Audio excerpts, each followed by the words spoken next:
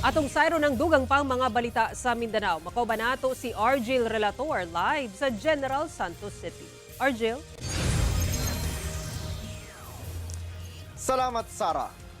Gisugda na sa National Housing Authority ang pagpanghatag og 30,000 pesos nga cash assistance alang sa mga biktima nga wala na gayoy mapuy-an human na danyo sa magnitude 7.8 nga linog sa miaging semana. Ania ang detalye.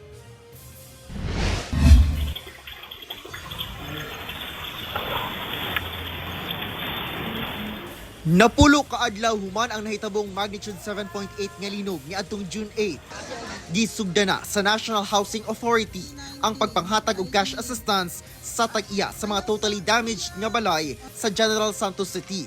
Kiniubos sa Emergency Housing Assistance Program sa ahensya. 30,000 pesos ang nadawat sa matag benepisyaryo.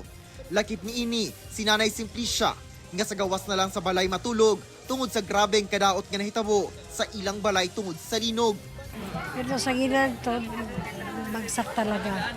Pero saan kayo natutulog ngayon? Dito sa hindi asira. Sa labas Dito ng sa bahay. So anong plano niyo pong gawin dyan sa 30,000 pesos?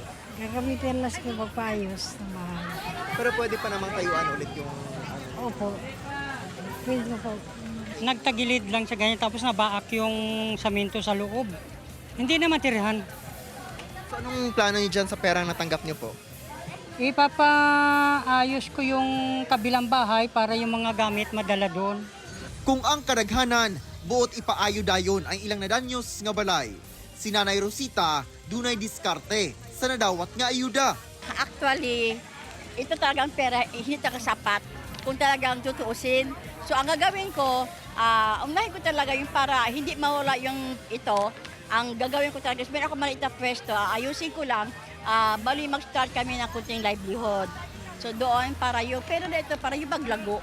Kaya bala, kasi itong bahay, hinay-hinaya lang namin paggawa.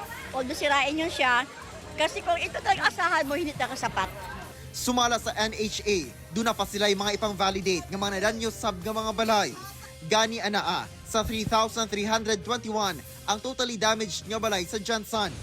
Sa ulahing tala, gikan sa Department of Human Settlement and Urban Development, ana sa 11,000 ka mga balay ang totally damaged sa nakadaiyang lugar tungod sa linog. Kauban si Bong Vicencio sa kamera. Ako si Argel Relator. 1 Mindanao.